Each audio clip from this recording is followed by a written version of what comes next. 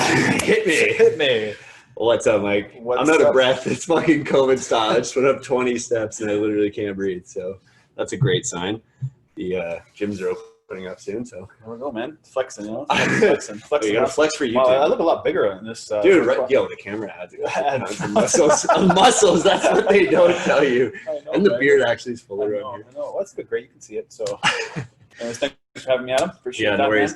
What's up, everybody? This is episode number 8 with Mike VanHoudt, and I, of course, am your host today, Adam JD Martin. And this is going to be a fucking awesome one because Mike is a killer. And I've been trying. One of the hard things that they don't tell you when you're going to do a podcast called Mic'd Up Millionaires and try and interview millionaires that are successful in business and life is that they're always busy. And so am I. So this is a tough go, but we're together on the casting couch again. We're actually not as close. Like we're 6 feet apart. Right this now. is 6 feet. 6 feet. Yeah, no, keep my head back a little bit. That's how you can tell the muscles are huge. If that's 6 feet. I know. So man, thanks for coming by today. No That's wicked. Thanks for having me.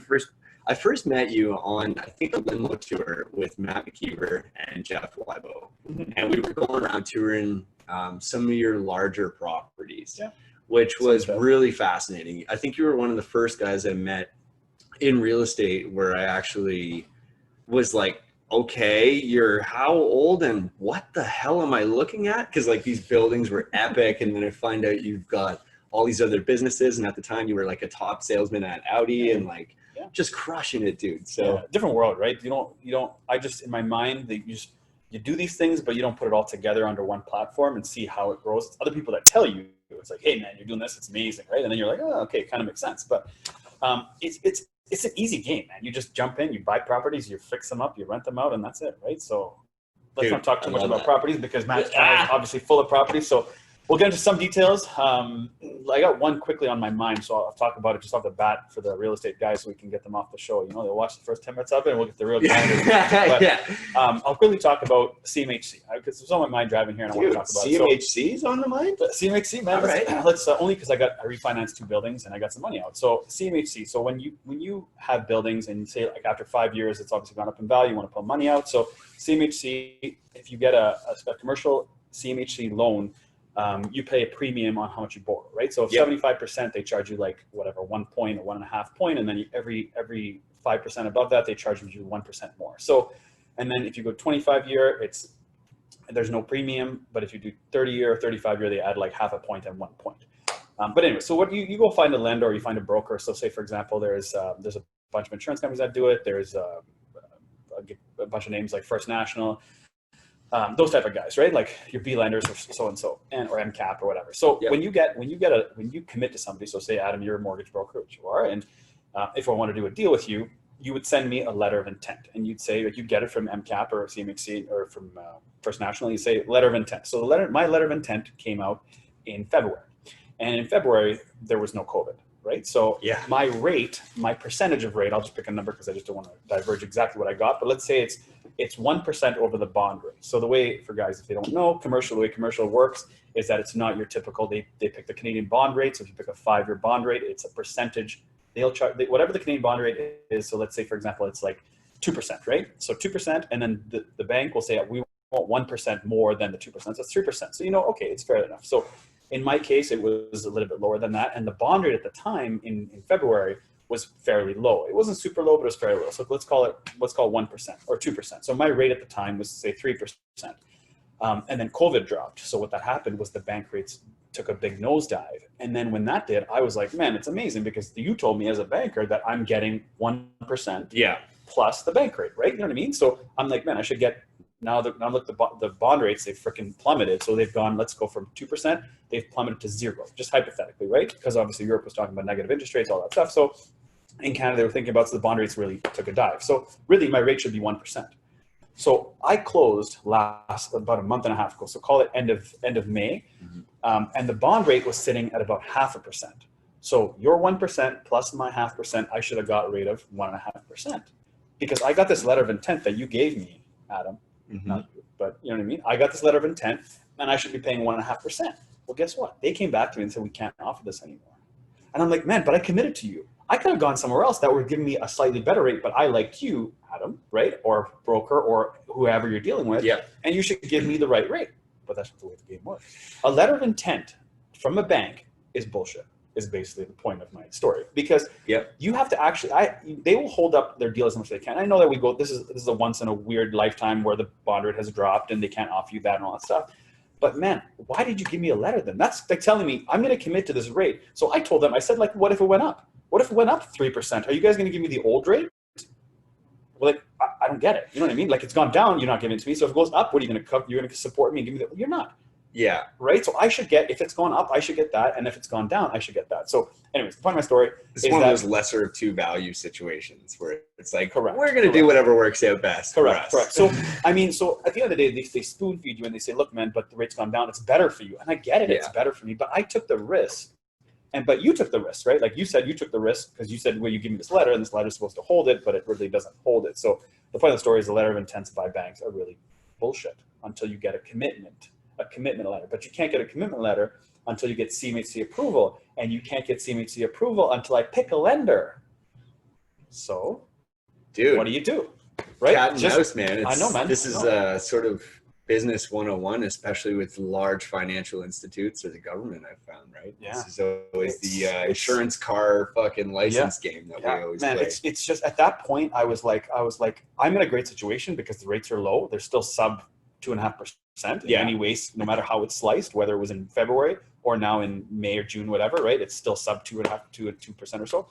And you're like, it's amazing, but I'm supposed to actually get 1%. My rate's supposed to be 1%. Yeah. And I'm like, I'm stopping a bitch about it, but there is, for anybody, all the guys out there know that 1% is a big difference. Yeah. On $7-8 million, it's a lot of money. $8 million, that is a lot of money. It's a lot of money, right? Over 30 years, dude. So another thing for the guys, so anybody getting commercial or refinancing stuff, my advice to you is stretch it out longer. So you have different options. So they charge you a premium for every 5% you get. So most guys will say take the maximum, which is 85%.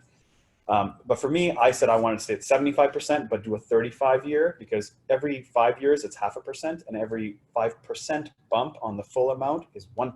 So when you do the math, if that makes any sense, so you take $1 million, and if you want to go 75%, it's whatever, 75 basis points, and then 80%, they charge you 5% of the premium of that total money. So 5% of $1 million or $2 million, right? Versus 0.5%. So it's, anyways, once people are in this, they know what I'm talking about. But I guess the intent is that you just have to be careful on where you are. Don't take too much money out, but stretch out the money you take. I think that's just the way I've done it, so we'll see where everybody else kind of goes with that. If you guys have questions, comment below. Yeah, light it up. Light it up. From a commercial side, right? Like from a commercial borrowing side. So real quick, just flex on the microphone, how many units have you bought?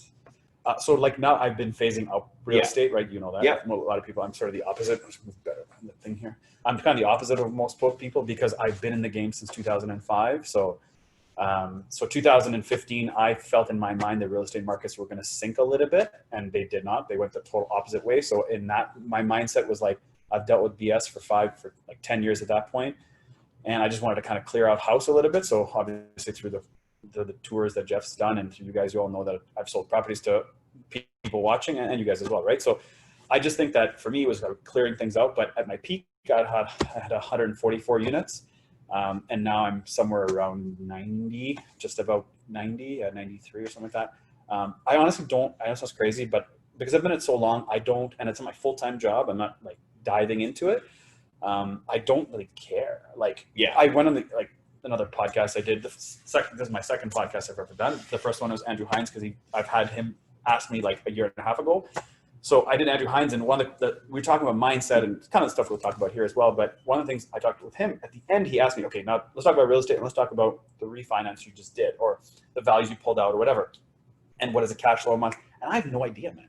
Yeah. Honestly, I don't even know. I just know that I just know what I got in my bank at the end, like what was put in my bank account, what it got deposited, and how much premium I was paying, and whether CMHC or the bank was funding like 3.2 million or 3.4.5 million. What does it even matter? Yeah. It doesn't really matter, right? It doesn't really matter. And a cash flow, I mean, they're gonna be more protective of their money than I'm gonna be protective of my money. Yeah. Right. So they're not gonna put me in a situation where it's gonna like cash flow negative or whatever. And And I guess I thought about those things initially. So when I first bought properties, and that's probably when I get those questions from people, it's usually people in the beginning of their life, their journey, right? You know, they're wondering like, how much is it going to cost? How much money, how much cash will I get per month? At this stage in my life, I don't care, man. I don't really care. So I feel like this is something that a lot of people get in the weeds on. And like the biggest thing that needs to be talked about when people are getting in the weeds over the spreadsheets or what's the monthly cash flow or how much appreciation, what was your ROI, what was your IRR, what was your cap rate, what was your,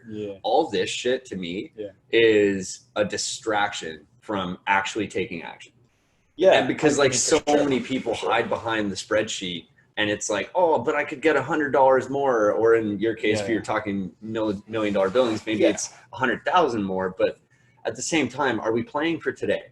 Right? Yeah. Because that's the game you're playing. If you're playing that game, it's like, oh, I'm only counting on this month. Well, how much, like you started off the conversation, I guess, a bit about like leverage, right? And how to make the most of that. So like, you know, you just said you've bought 144 units or whatever over my time. That was my peak. And then how much leverage did you use in that? Because like, there's probably people listening that like can't even conceptualize that. Like, I mean, like, listen, man, I mean, the reality is a perfect example is like my flagship building, which I believe is my flagship. Am I going to get bigger than that? Maybe if deals come up in the future. But at this point where for my peak of where I felt like the industry was maybe changing and everybody was getting into it. So from a mindset perspective is like, I felt like all the sheep were coming to real estate. Before that, there was no sheep in the real estate. Now there's sheep. So everybody's trying to get in real estate. So when I felt that, and I felt like talking to customers and I was selling cars, talking to customers across from me, they were all talking about real estate. And I felt, whoa, if everybody's talking about it, I got to get out, right? So that was my mindset to get out of it. But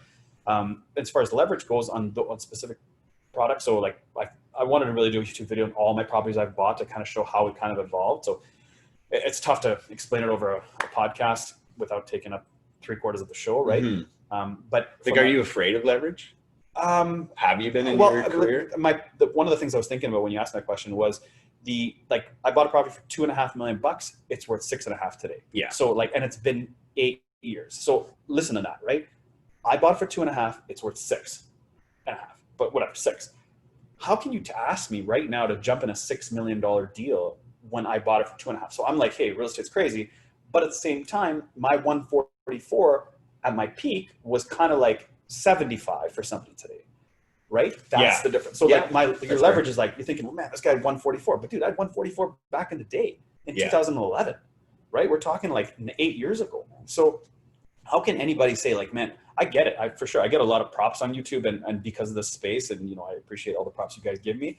So sometimes people are like, man, this, I don't think this guy actually had it because he's not like super crazy hype. Well, I had it when nobody really knew about it. Yeah. And I had it when the numbers weren't as crazy. Like I was buying units for like 40 grand, 35 to 40 grand. And you guys are buying units for 100 grand. So I'm like, am I a genius? No, man, I just bought it then and you didn't because I was older than you. I'm 37, you're like 30, right? You know what I mean? So there's a age difference there. So how can I say like, so what people are doing are not right or wrong. I just think that the numbers for you watching might sound more inflated than they actually are because 150 is really like 70 today, right? So that's what I think of like, so I get that question a lot and that's the best way to answer it, that if I had 300 units, then that would be a better question for me to answer. But the only way for me to get to 300 units is to leverage heavy. Yeah. So I never actually leveraged heavy. So the question would be like, how did you get money to start? So easy. So student rentals, it's very easy. You buy student rental for $190,000. You fill it with 6 kids. They all pay 400. At the time it was like 375, 400 time. So cash flow is good. And then you can flip that for 260. You make 100 grand. And then you do something, you keep doing it. And then eventually you have 400 grand. That 400 grand can buy you $1 million building. So do I need to leverage? Not really, you know? So how frugal were you during this period of time? Because like I've had a couple of conversations, like if we look back at episode 1, I talked to Mina, who I'm not sure if you've met yet, but he's an absolute weapon. But we were talking about like, life's a little too short to really stay frugal. But at the same time, I can see the argument for maintaining at least intelligent spending. Yeah, for sure. I don't, I'm definitely not a saver. I mean, I'm a saver in the sense that I will force save. So real estate did that for me, right? So you bought a property, you have to force save. And then, or like for me, it's like I throw money in, like I have a couple of different investing accounts and I just force myself because I just want to gamble. I want to have fun. So I throw that out there and again, so force saves me to do something. But I'll tell you where I'm cheap or frugal or whatever you want to call it. An example is, so I have a roofing company and we have to go buy rags. Like we got to buy rags for roofing because we're cleaning certain, like TPO is sort of a roofing membrane, and you got to use like Varsol, like mechanics class, right? You got to use basically like you got to use a solvent to clean up some of the dirt on the roof before you apply some of the product. Well, you can go to Home Depot and you can get rags for like $25. You can go to Princess Auto and get rags for $12, right? So if I'm at Home Depot, I need to get 3 or 4 bags of rags, and these rags are going to amount to $100, but I go to Princess Auto and I save $50, I will get in the car and I will drive 10 minutes to pay $50. Yeah. Am I cheap? If I had to be at that time, I would pay the $50 and do it, or $100, whatever. But yeah, I can afford to spend the $100. But man, I'm like, why am I going to make these guys richer when they're gouging, dude? Yeah.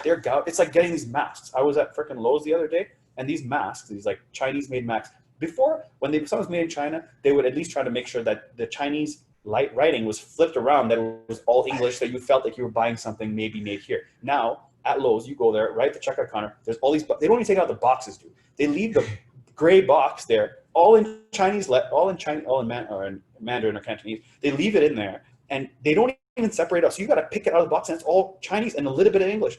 And they're charging $33 for like a box of 50 masks. So yo, they bought a sea can of those. They're yeah, getting man, you, yeah, bro. yeah, they're getting you. So I'm like, you know, I'm cool with spending money, but I just don't like get gypped, because I'm like, man, at the end of the day, no matter how much money you have, keeping lifestyles the same is what I really try to do. Not to kind of make it up and down, like just because I got money, I don't want to go buy 3 Lambos, right? But I would say that I can, and I think maybe for the purpose of YouTube, I might, because I'm like, because we live in a stupid flex world right now. You know, so this is what Mina and I were discussing, right? It's like, I bought the Rolex when I should not have bought it. Yeah. I'm buying the Harley when I probably should not have bought it. Yeah, but I bought my Audi when I should have probably not have bought it. Yeah. I've been to 17 countries when I probably should not have. And it's like, it actually all, for us anyways, is going to benefit us. Yeah, I mean, listen, man, I think you should live, right? Like, I'm a big liver. You got to live your life. I mean, I've done the same thing. I've spent money on stupid stuff. I've lost money. A perfect example is I invested, this is going back when I was 19, I invested 10K. I worked hard, and I got 10K together, and I met some dude, and he was investing in the stock market, and I gave him 10 grand for some pre-secured shares, and these shares basically was 10 G's, and then I gave it to him, and he gave me these founder shares for this tech company back when the internet bubble was around, and these shares flew up, and from a 10K was worth 105K, but I couldn't sell it because they were secured. They're secured, so you could only sell them after 1 year. Well, guess what? 1 year later, the things were worth like 8 cents. Yeah. So my 10K was worth like $300. So I've seen the rise of money and I've seen the fall of money, and now, like, because I've seen, obviously, like, you know, for anybody, like, it takes no brains to buy real estate 10 years ago, and you cannot not have wealth today. I mean, I don't care who you are. If you bought real estate 10 years ago in any sort of spectrum and you just bought a bunch of it, that stuff would have gone up. You would have made money, and obviously you're smart because you're successful, whatever, right? You know what I mean? So I don't think that makes you smart. I just think that gives you wealth. So right now, I would say that I'm the wealthiest I've ever been, because I've refied some buildings out. We can talk about that in a bit. But now my thing is that I don't feel any different. People might look at me like I'm different. They see a bank number that they wish they had, but I don't think that changes anything, man. I know it doesn't change anything, because I'm not a different person today. I'm the same dude. I still live the same life. We all, not like, at the same time, there's guys above me that have way more money than me, and I'm a little freaking fly, right? You know, so you'll never be happy in the number game you get. You just want to be better than what you are today. And because I've got to, you set your standard this high, and there's lots of podcasts and lots of ideas out there of keeping your lifestyle the same way, keeping it like just over frugal or whatever, right? You know, and there's different ideologies about that. But man, I want to be able to go buy the bike and not worry about it. I want to be able to buy the thing and not worry about it. I want to be able to just go somewhere and not worry about it. Or even better, man, if my parents get sick and I have to cut a check for them to fly to the US to go get surgery or whatever, because it costs $200K, I'll do it, because I don't want them waiting, in the Canadian lineup for 2.5 years until they wither away, right? I don't want that. I'll just pay the bill. So that gives you the opportunity and gives you that freedom that you can spend that dough, right? So that's the only reason I would say that thing. But now I got a whole new problem where I'm like, I got all this cash. What the hell am I going to do with it? Yeah. And I'm scared of real estate because I'm kind of walking away from it over these years, right? Yeah. So for me, it's a whole new journey for me. I'm going into a new realm where I'm trying to figure out what I'm going to do with this money. Yeah. So everybody's got a problem, man. It doesn't make a difference where you're at. We're all trying to solve something, right? You know? Well, it's like you said, just because you were able to achieve this wealth doesn't make you any smarter. I mean, No, you would have no. you would have learned a lot, No. and I know this personally, just of being in the game 3 years. You learn a lot about business, about Sure, man. contractors, about financing, about insurance, about working with a power team. You learn a lot of shit over a few years. Man, So I can't, like, you've been in the 100%. game 3 times longer at least Yeah. than I have. So like you've definitely learned, but that doesn't mean you have the answer for where to You know, put your man, money right I give props to guys that have started businesses and their family depends on it. They've taken risks and they've gone bankrupt. Those guys for me are like, man, I respect those guys like crazy. And for me, I'm like those guys are stronger in my mind than me.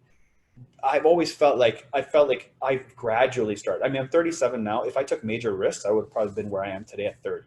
I think. Yeah. I don't know. You never know. Like nobody knows, right? But for me, I was always like, and I've talked about this not on the internet, but I've talked about this to anybody that would listen, is that I'd always have a job that paid me X amount of dollars that would cover all my base debt. And then anything above that was funny money, toys, games. I mean, in the sense of like entrepreneurship, right? I would just try different things, fail until it worked, or just take lengthy, like look at a long-term vision in anything you build. So that for me was always fun. So the car business allowed me to do that because you could just sit at your desk, do work that was entrepreneurship and build that. And then, you get paid when a customer walks in, you sell them a car or whatever, right? And you hone your skills, and those customers give you information that are relative to what's going on today, because you're stuck indoors and you know the deal, man. You sit indoors, you don't learn shit. You learn shit from other people, right? So I think keeping your ears and eyes open and the base layer of making money, man, I get it, is leaving that. But where it's tough is when people take the stress home, and then they got at home, the stress is there to make money. And I think if you're with a partner, this is the other thing I want to talk about as well. If you're with a partner that's always grinding you for money, or like doesn't let you spread your wings, man. They're not going to say go out and go do your thing. They'll all kind of work with you, but you need somebody like that. Yeah. Right. If somebody's depending on you, or like my wife's a perfect example. She's got the concept today where if we go look at a couch, right, a perfect couch, and it's like $5,000, I'll say like, can we get something like $2,500, like $2,000? Not because I'm cheap, because I'm like, man, 5 G's later, kids are going to jump out and destroy it. I'm like, what's the point? Just because you like it a lot, like let's talk about it tomorrow and see what you think, and it's like we're both sales guys in the sense that like we're like, well, just make the decision today. Who cares? It's only money. You got it, right? But it's not, man. It's always trying to like, once you feel like you can get anything in this world's attainable, like materialistically, you lose a part of you. I think you still want to claw, right? You know what I mean? Still claw and learn. Don't you think? Yeah, it's a fascinating perspective. That's why I think.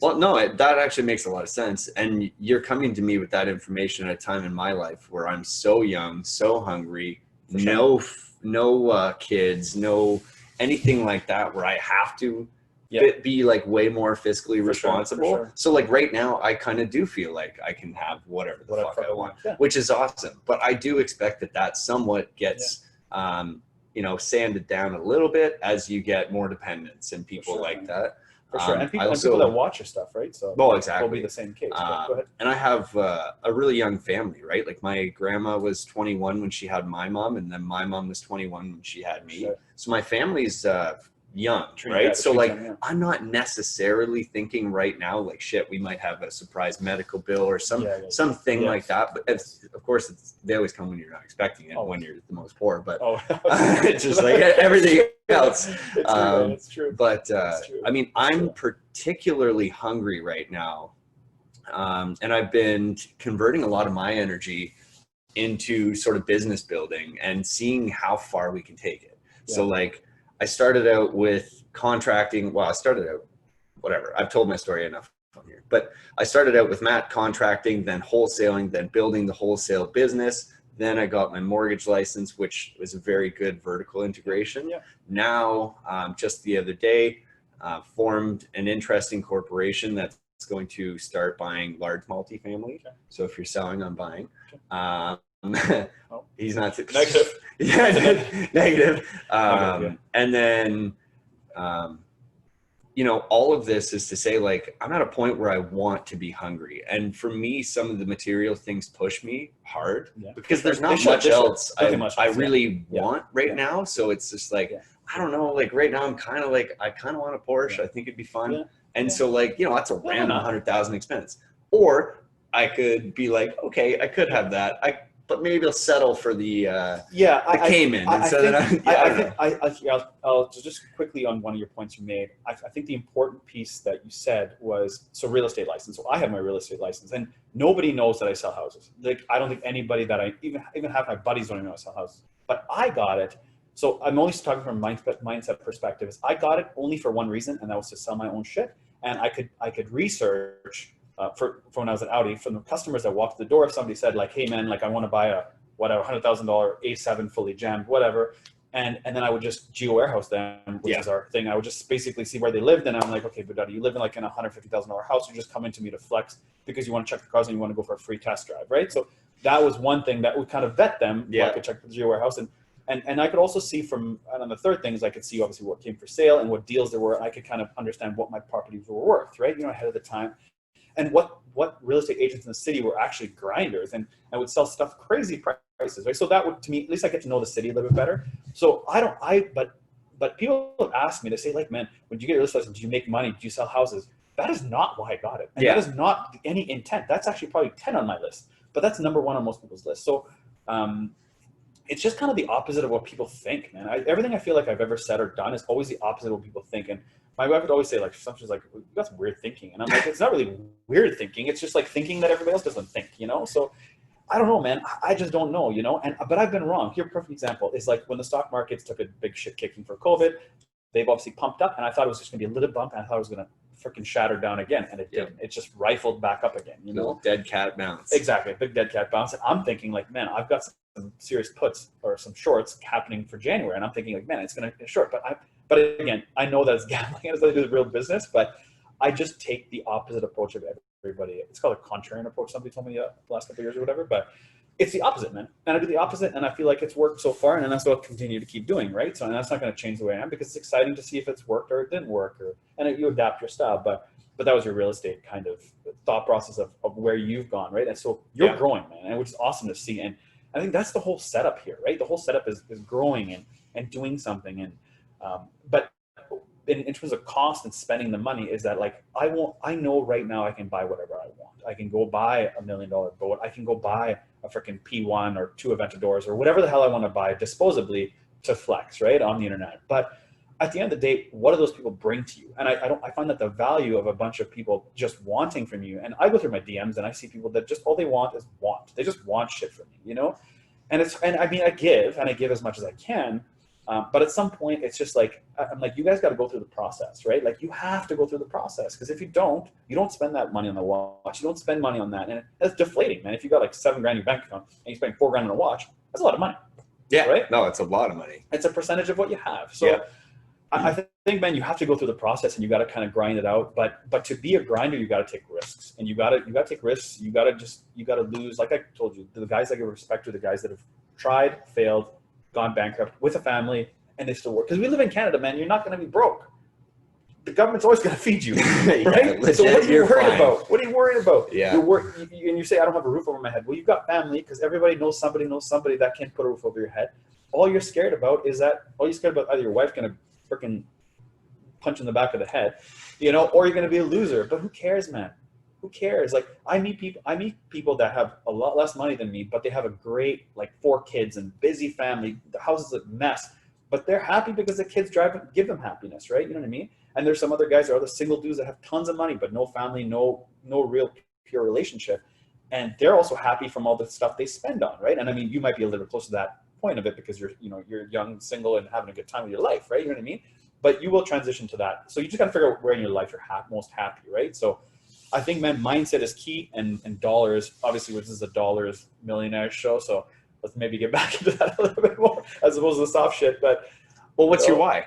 Because that's what you're talking about, right? Yeah, I mean, dude, I've come full circle, right? I mean, I started at the beginning, and I've got like, I mean, if you want, I can show you a flex shot of my bank account that I just got two deposits on, and they equaled and this is 75%. I pulled in $2.2 million.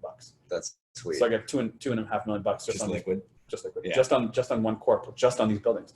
So I've got where do I put it? You know what I mean? So that's like a flex, right? But does it make me any different? Hell no. Now I'm like, fucking whole new problem. I got to figure out what I'm gonna do with this money, because before I didn't have to worry about it, just cash flow, right? So, but like even just the way you're talking about it though, it's just the game, right? It's a game. It's all a game. It's a good game. But it's like really the process of the game is I think where we get our satisfaction, right? Like because you're not just gonna check out now that you've got this couple commas, right? The commas are cool because now you can afford to take the time to think about what the next maneuver. Bro, humans don't change their. You know what? Anybody has grandparents will tell you that if their grandparents are going to keep and hoard stuff, they're not all of a sudden going to change their mind and then start throwing shit out. Yeah. They're going to hoard. So if you're used to grinding and figuring shit out, you're going to grind and figure shit out forever, right? You know what I mean? If you're a caring, nice person, you can be a caring, nice person forever. You're not all of a sudden going to change and be an asshole, right? You know what I mean? So people are consistent in the way they are. And I think that, man, like right now, I'm just honestly, this is the funny part, is part of me doing podcasts and getting out there is I want to find other humans and guys out there that just need a guy like me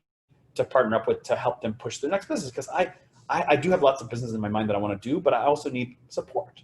Right? Yep. I need another guy like me or like you or whoever out there that would like to get into something or say, hey, you know, Mike, I have this this business selling LED lights and it's doing well. And we're the first one in Canada to have this stuff. We just need warehousing. Are you interested? I'm on board, you know? So that's the type of stuff I'd like to see. Kind of like, I wouldn't say a venture capitalist or an angel investor, but that's kind of the process. When you get some money, that's what they do, right? Because you want to let the young seeds grow, man, like guys like you, right? So that's where I'm at right now. And that's what I'm in the hunt for. Like that's my next why is that I'm looking for dudes that are like, man, they want to grow, right? Like, so and the only reason I'm not doing this right now with Andrew, yourself, and whoever's in the future is because I come full circle. I have the confidence right now to say, look, man, I started with this much money, which is fuck all really. And then I bought, sold. And now I've got 2 big buildings. I pulled money out. I still have lots of equity in there because obviously they've advanced. And now I'm full circle. I got this money. So I'm full circle. Nobody can tell me nothing. Yeah. Right. So now my next step is about giving back. They call it giving back, but I would say like just feeding the whole tube. Right. You know what I mean? So, and like I don't think you'll ever lose by doing that, right? You might make a bad business decision, lose some money here or there, but like all the relationships and the impact you have over time is really what it's all about, right? That's it, man. There's no, at this stage, there's no losing for me, but there's no losing for anybody that gives it a shot. Yeah. Right? There's no losing. The only losers are sitting at home watching this and then watching something else after this and not doing something with the information. Yeah. Right? So that's so true. Right? It's true. And that happens, unfortunately, so much, man. A lot. Yeah, so much. So yeah, that's interesting, man. I love the full circle element because honestly, like I've had a lot of opportunities to fail in the last, my entire life. But in the last 3 years, dude, I failed so many times, but every single time I do, it's literally such a blessing because then you learn that next level of partnership or that next level of trust, that next level of due diligence. For sure. One warning I should tell people that are watching this, I should say that the failing is important, but the failing is just practice for when shit hits the fan for everybody, right? You know what I mean? Like, we're not going to live this amazing life forever. I mean, you'd hope so. But at some point, we're going to go into a situation where we're all trying to figure it out and we're all kind of, you know, like losing, right? The whole society is losing. And you try to pick a winner out of that. That's going to be the interesting part. Because right now, man, they're printing money like crazy. Everybody's got money. Freaking like anything. If you're watching this, you're obviously watching this in COVID time, and you'll know if you go search for a boat, you search for anything toy related, right? So boat, RV, expensive car, anything fun, cottages, whatever it is, it's all gone up in price. So if everything's gone up in price right now, it's like we're all printing money. So everybody's kind of got money or access to money, right? So what happens when that all changes? Like, are we gonna have access to money forever? Or because if that happens, our money's worthless. Yeah. Right. So you're like, so all this practice really is that all this practice failure is only really for when times really get shitty, because that is when the fucking true substance is going to come through, in my opinion, right? So I just get really worried and scared for people that are just sitting at home. And I won't even say sitting at home because people make money sitting at home, but I would just say like happy where they're at.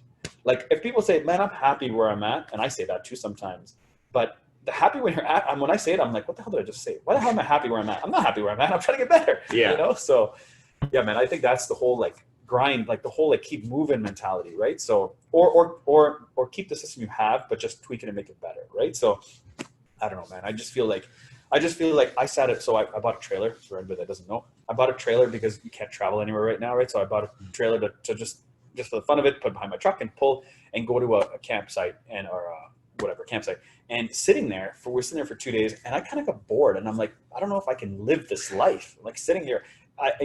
Now I'm really putting that time and effort to spend with my wife and my son, so I can kind of make that as best I can have memories, right? So I know that is the result of what I'm doing.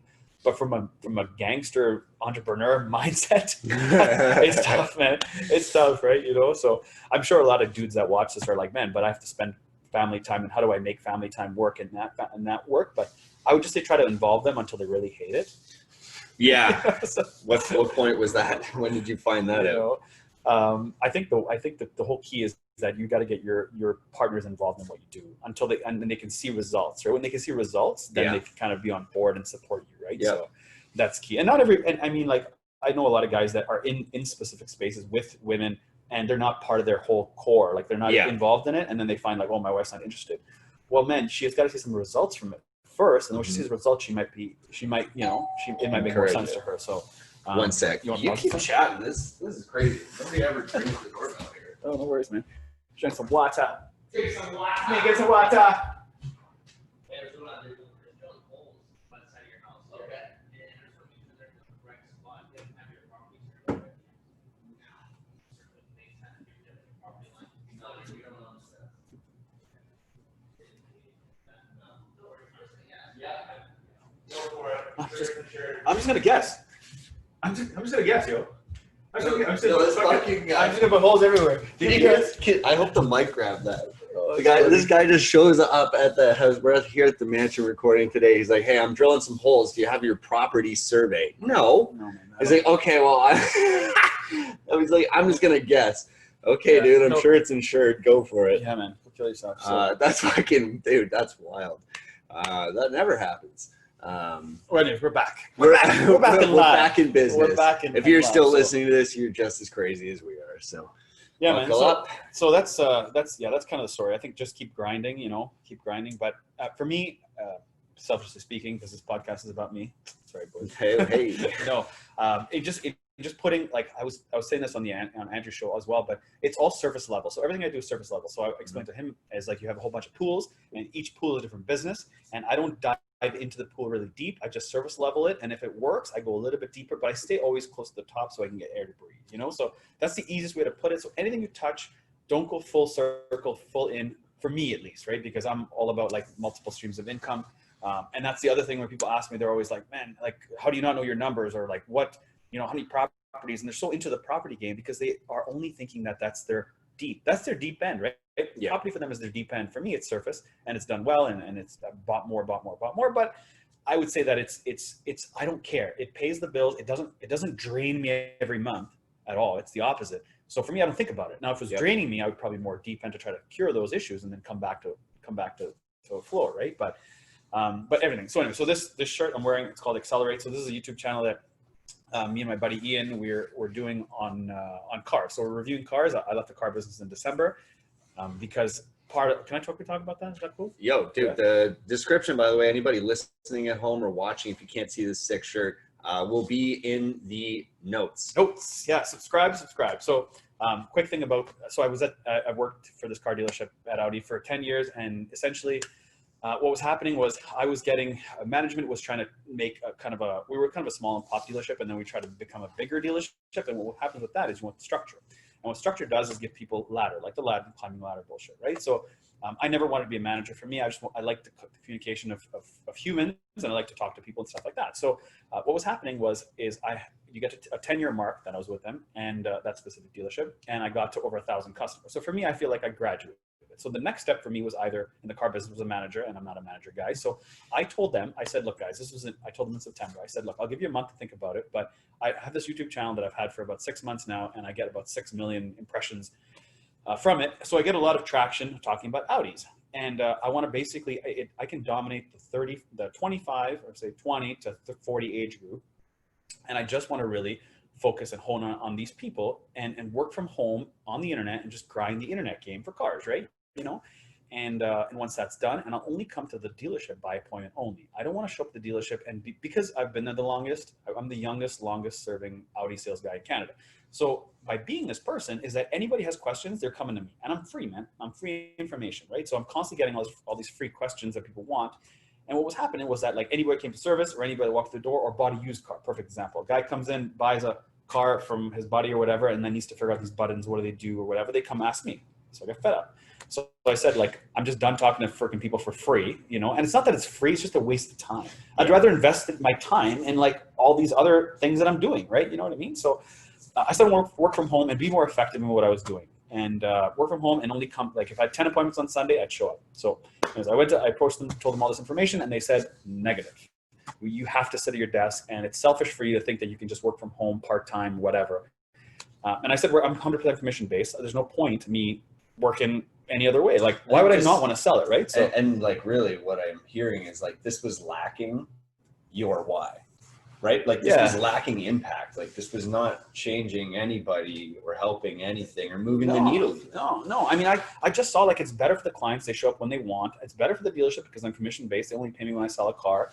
Yeah. I said, I'll train the person that's going to replace me. So now you'll effectively have a graduated system. It's 10 years in, 1,000 cars or more, and they can work from home. And then I train the person that's going to replace me. So the person that sits there at the desk with new people that walk through the door will sell X amount of cars, and I'll sell X amount of cars, and they'll increase production, right? So anyways, they didn't agree to it, unfortunately, short-term thinking. And then, and so I quit. So I said, I gave them 1 month, and I said, look, guys, you know what? I'll give you 1 month. I'll support you on this 1 month, and I'll help whatever you need. And I was cool with it. You know, they have their thoughts on why they'd said no, and I have my thoughts on why I left. So yeah, I left. And at that point, I wanted to just kind of take 1 year off and focus on family. And then, you know, COVID hit. So when COVID hit, and sorry, just back it up one quick second. The reason I actually stayed till to the end of that year is for my T4s, for my refi. So that's also an important piece to remember. I could have left. People always ask me like, why are you still working at cars? And man, I still get treated like shit when I have to sell cars to certain people, because I'm still a guy, and I'm not going to sit there and say, "Hi, you want to buy an Audi?" And then they question me on certain things, and I just kind of come back, and they're like, "Well, what do you know?" And then I'm like, "I'm not trying to flex with you, buddy. I'm just trying to tell next, right?" You know what I mean? So at every level, you'll get treated a certain way, and that's something I really grounded me to keep me like at bay, regardless of how much money I had. So I think that for me, is that COVID hit, and I realized like what I asked for before is a perfect setup today. Working from home, appointment only. I would have crushed it from their perspective, right? But now that I'm free, man, I could never go back. I could never go back. But I was patient. I waited. Like that was the whole key. I was patient. I had a good gig. I worked at stuff. I left. I mean, I left a $100,000 job. I mean, it would be between 100 and 135. I think that was the most I ever made there, which for being like number 4 in Canada for sales totally sucked, because if you're number 4 in Canada for real estate sales, you're making like $5 million bucks. But the car business doesn't pay well for anybody who wants to know, but it gives you flexibility, and it gives you a T4, which unfortunately the Canadian financial systems fucking love for some reason. They love that shit, right? You can make way more money as a contractor, but they don't care about you. So anyways, that's a whole new freaking conversation. But I think, man, for me, the base helped and the T4 helped to get refinanced, because now when I put those applications to CMHC for my big takeout, it was easy. I still worked there, right? It was easy. Like they love seeing paperwork, and they love seeing that stuff. So, so anyways, back to ACCELER8. So this YouTube channel is basically is me and my buddy Ian, who does all the recording for us. It's man, we're crushing it, dude. I shot this video, and dude, your videos are fucking wild. Like they're awesome, actually so good. That's all Ian, man. The production quality is out of control. If you're watching this on YouTube right now, it's embarrassing. If you go over to ACCELER8 and like watch the production value on these videos, it's fucking mental, dude. That dude, the Ferrari, I think he's our neighbor. Yeah, he's neighbor. Yeah, I'd love it if you could introduce this someday. But holy smokes, man, this video, go watch. It's so ridiculous. It's like, anyways, link below or above, whatever. Yeah, but it's dude, it's awesome, man, and that keeps me now. It's still kind of tied into the car business, so. It's fun. It's fun, man. Yeah. So like, I'm the only guy, as far as I know, I'm the only guy in Canada that has an automotive, like dedicated YouTube platform, like not platform, but YouTube space. Like it's a car dealership. It's a car space specifically for YouTube. So, it wasn't going to be actually. I actually set it up because I know a lot of people in this city. So I set it up to just be a boutique car dealership. That's what my original intent was.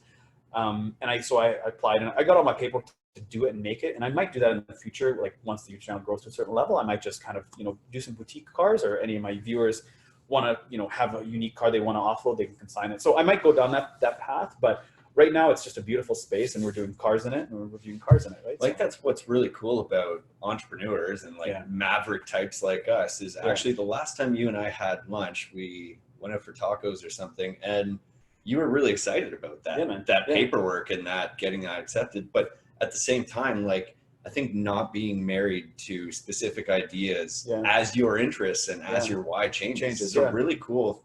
It's a really cool thing that people arrive to, right? Yeah. They all have this, they have to get this vision done. Yeah. And I'm like, man, I don't care. Like, so the cool part about it, like, I just want to give you guys a bit of an outside perspective now looking at what this whole like thing is, but because it all kind of interrelates to everything, right? And it's one big sort of circle. But so the building that houses the YouTube channel that will potentially maybe house the dealership is split in half with my roofing building. So I bought the building. So this is how the building, so I own the building free and clear, and the building is split in half, and half of it is my YouTube stuff, which cost me nothing. Like, I'm paying taxes on a portion of it, but it's nothing really. There's no debt on the building. So essentially my YouTube is free. That's almost free, right? Yeah. And my production from it is from my partner. So we split the revenue half and half, and it gets him committed to being with me and staying with me. I'm committed to staying with him because he does awesome work. So I love him and he loves me. We love each other in that space, you know, in that sense.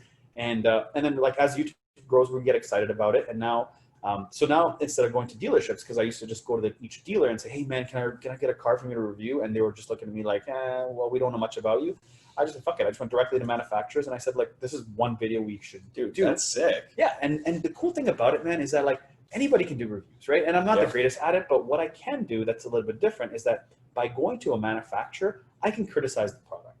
I can't criticize the product when I take it from frickin', you know, John's Toyota, because John's going to be like, man, I gave you my car. How would you say such bad things about my Camry? Like, dude, the Camry's a piece of shit. It's not, but that's my point, right? You know, like I can say those things when I take it from the manufacturer because they want my honest opinion, you know? So I think that's why people like it and that's why people watch. But at the same time, man, people want real. They don't want, like, I don't want to watch a car commercial from every YouTuber I watch. I want to find some criticism, some issues, and some relation. Right? I saw you driving, it was a nice luxury SUV and you were taking it with the family and whatever. And it's your passion, man. That's what actually makes it so interesting. But it is like being transparent, right? Because like you were driving it, you're like, this is fucking stupid. And I can't remember what it was, but I think it was the e-tron or something. But you're like, this is such a stupid thing that's happening to me right now. And like there was a few different problems, but then you also shared all the pros. But it's like your time in the industry, your dedication to making good content, and then being passionate and truthful. Yeah, it is tough, man. But it is tough. Like, I mean, like I try to do 2 cars this week, and it's tough to get your mind and to get like, you know, like I've got 3 roofing projects. I got 1 renovation project. I've got, you know, 4 people that have moved in, moved out, which I don't really look after that often anymore. You know, I've got movement, right? And I've got these 2 cars, and I got to go to Toronto, which is about 2 hours from here, to pick up cars from head office back, and I got to deliver cars. So, I mean, it's a lot of movement, right? You know what I mean? And because I want to have that touch with the person at head office, I don't want to get somebody else to come pick up. So I have to be that person, right? You know what I mean? And I have to, so there's a lot of movement. How do you get the brain space to think, you know? But at the same time, at night I watch, like, I really like Hassan Minhaj, and I like the way his like creative comedy comes across. So like I try to pick up from certain dudes of like how their comedy is. So then like this YouTube channel for me is like awesome because it makes me practice and hone my skills to be a better person in front of the camera. You know, right? And that is like, man, that to me like awesome. You know, even if I suck at it, and I don't care, because the good thing about YouTube is that people can write all kinds of shit, but they're not saying it to my face all the time or like confronting me. They're just like putting their snippets, and that's cool. You know, goods and bads, right? So it's an experience that you do and you try, because it's a journey for me, man. Just like you with your Rolex, you buying shit. It's a journey for me to be in front of the camera and talk. And even starting these podcasts are awkward, right? Like, how do you start? Like, okay, man, tell me about your life. Yeah. Okay. I'm just a guy, man. Hi. I'm just a dude. Nice guy. to meet you. You know, so no, for sure. It's all new, man. It's all new, and I think that's what keeps us young. I want to be young forever, dude. I don't want to be old. Right, man. You know what, dude? You're killing it. Fucking, you know, red R8 convertible. That's good. It's funny. It's funny. I've been looking at like the last couple. I thought with COVID, man, I thought that some of the stuff where people will get smoked and do some shit. Yeah. And so I've been looking at some fucking serious cars to add to the stable, you know, just from a flex standpoint, man, because I've always never wanted to be a really old dude with fancy cars. Like, nothing against it, because that's when you get wealth, and I get it. But I feel like the younger you are and the cool shit you can get is when you really need it, man. Like, my mom would always tell me, she'd always say, like, you know what, like when you're young, you want to have the money so you can go out and spend and have fun. When you get old, you don't need the money. Yeah. You need the money for health shit, to pay doctors. But you need the money when you're young so you can have a good time with your life. And that's what I believe, man. I mean, and everybody I feel should, because I mean, obviously don't spend all your money, but spend some of your money to enjoy your life. And so I cannot get behind like being cheap. You know, I just can't. To me, I'm like, it's not my thing, man. So yeah, that's a key point that I always found. And it's literally, I remember saying this to some of my friends and family. They're like, dude, you're fucked. Like when I bought my first Audi, I was like, I was like 18 or something. And like, I was like, I'm buying it. And like, I've had a few A4s and then I got the A5 that I actually liked, but man, like the first A4 was so crazy, but I'm like, am I going to like wait until I'm, you know, even because at that time 30 was old. So when I was 18, I'm like, am I going to wait till I'm 30 and working in an office all fucking day? I know. And then I got the car, and then I realized and learned a great lesson at that time, that I did handcuff myself because I'd spent literally all my resources on this car. And then I'm like, fuck, now I got to work a job. And then I was in the trap of going to fucking work every day to pay for the car that you can't drive because you're at work behind the desk. I know. Sometimes people need that pressure to kind of get kickstarted in it. So yeah, it's hard to doubt. It's hard to kind of dog that stigma, but I don't know, man. I just think that like there's a time and place for everything. And sometimes people are like, you know, it's like even like buying a car. Some people want to get the best car they can, but I'm like, dude, if you get the best car you can, then what are you working up to? Yeah. Then you'll have no appreciation for anything less than that, right? Mm-hmm. So I get afraid of that too. I'm like, man, if I buy something that's really crazy off the charts, then like what's next, right? What's really next? So then at that point, I'm like, man, does that really make me happy? Am I going to be happy if I get an Aventador? Probably not. Just a bigger Gallardo. Sorry, Aventador. Whoa! Yeah, anyway. Shots fired. Actually, boom. one of my next guests I'm hoping is going to be Dan Crosby, the Lambo lapdog. Nice, man. He'd probably take a shit on that. You know what's funny? Actually, which I love. With him, I didn't meet him, but I talked to him like, I don't know, it's at least like 15 years ago when he had Canadian Protein, right? Oh, no way. Yeah, because I was buying from a protein store at the time, and you know, just like any fucking guy in their early 20s, you want to be a fucking jack, monkey, animal, energy, whatever you want to call it, right? So we're all on this fucking trip, and so anyway, like I reached out to him, and he had been really good product back then. It was just white label, simple, easy stuff, high quality protein, really, really good job online with pushing that product, you know. And that was and so when he kind of came around full circle with you guys now, I thought, man, that's really interesting, and it's a good space that he's still being young and he's still doing this type of shit. You know what I mean? Because to him, I give him a lot of respect, man. He started a company just selling protein, and it's been like 15 years now or 14 years, I think, that I've known of him. You know what I mean? Yeah. So, well, and dude, small world. Yeah, it's a small world. Because here we're randomly on this couch, and like I'm from like the other side of the planet in Collingwood, and like somehow now we're sitting here talking. You know, we've met, whatever. I know. It's the craziest thing, dude. And I think that's another thing not enough people are talking about. It's like, you know, let's just call you a car guy. Like you were the Audi car guy, but somehow we're massively related in our real estate businesses. And then all of a sudden, oh my God, oh, you know the Lambo guy? And then it's like, it's a small world. Holy shit. Cars do that. You know, cars do that. And also, there's also a big, like, see the blue and the red behind us here. There's also a big difference between guys that are inherited money from mom and dad, and there's guys that have made it, you know, like with nothing. I would say nothing because we all kind of get a step. Nobody really makes it with nothing. There's a few ways to get to something, but you know, whether it be like for me, my mom and dad, they helped me initially, like where they co-signed with me for a property, and then they gave me a small deposit to help me with what I needed. Like I needed, you know, 80 grand. They came up with 35 or 40 grand at the time to help me, right? To help me that. So we all have a start. Nobody starts from like, I got nothing and I strive for nothing, right? So everybody has a little bit of a start, but there are guys that actually have been inherently given, like my son, for example, he won't have the same grind I have. Yeah, right? you gotta do everything you can so that he's not a little bitch. Yeah, like, trust me, man. I do.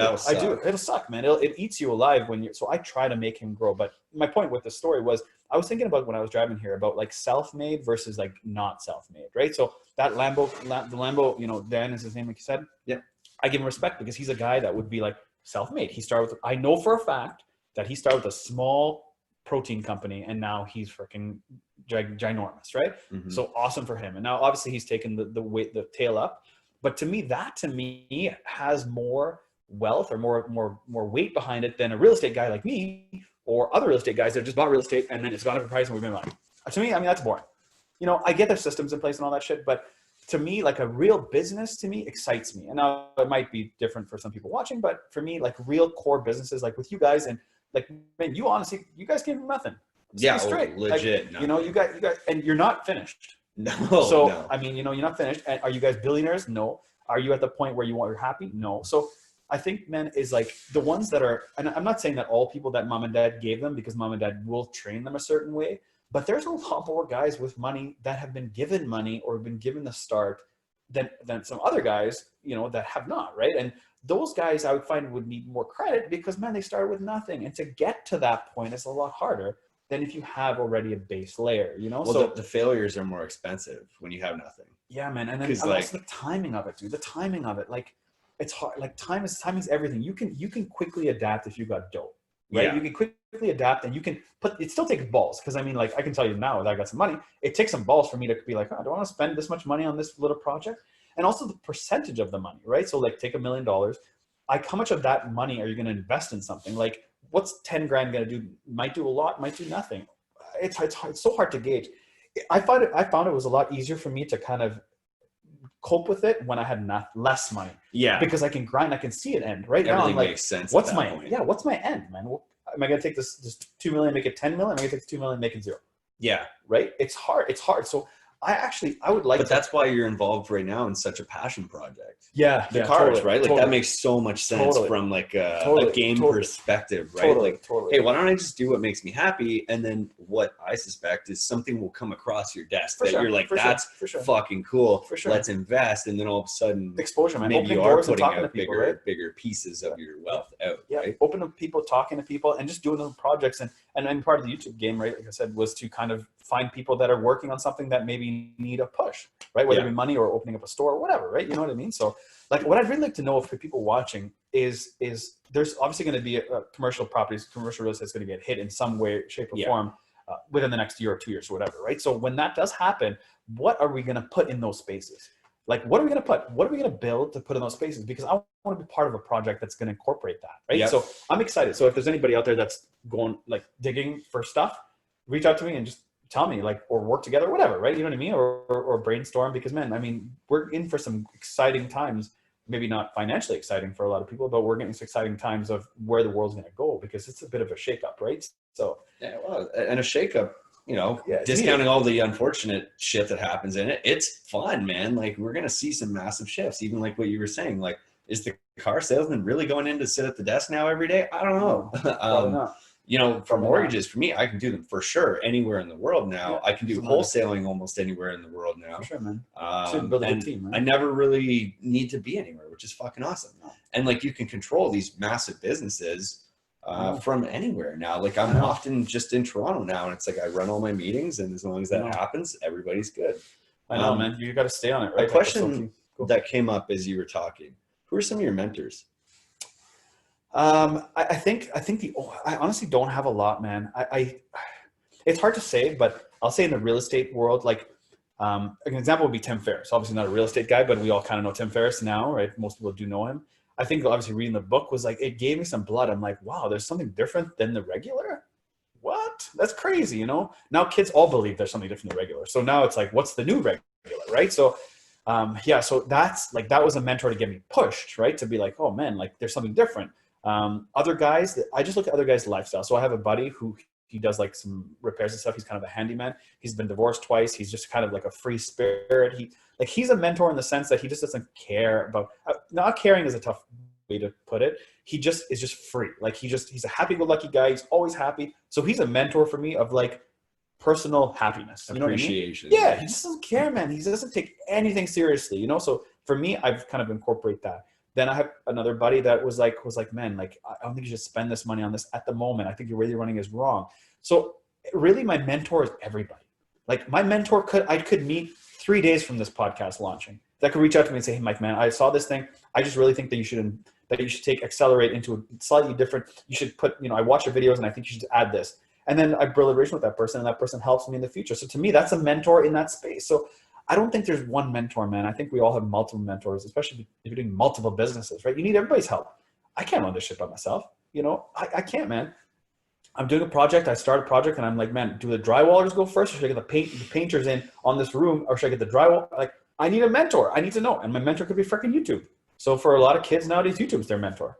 Yeah. Right? You know? No, that's the reality, So- man. And we got to leverage the technology and information we have in front of us, right? Yeah, And I think yeah, that's for why sure. you say Tim Ferriss, everybody just thinks 4-hour work week, Yeah, right? like And like yeah. it's immediate, and it's because how shareable and I know. all these different I pieces know. of information are I so know. accessible these days. But it's more like we all work 400 hours a week. Actually. Well, but that was actually his point, though. If you read between the lines, Yeah, he's yeah. like, it's 4-hour work week, Yes. but go fucking bust your ass. Yeah. And Tim Ferriss busts his Yeah. ass, so like, Yes, don't man. get that Yeah. one wrong. But yeah. nobody's working 4 hours a No, week, man. and if you are, you're doing it wrong. Like, And nobody can sit and do nothing for 4 hours, right? Like you have to have the energy. So like maybe another thing is like, how do people get the energy, right? So it's like passion. How do you follow your passion, energy, or make a change? Like do something like, I think Matt was telling me the other day, we were just chit chatting and he's like, I think it was Tim Ferriss thing where he said, just do the exact opposite of what is normal. Just for one day, try the total exact opposite, right? So I'm sure this has been talked about a lot, but I think that's also a really interesting point because that kind of goes to what I've always believed in, you know, for the most part, and just be thinking out of the box.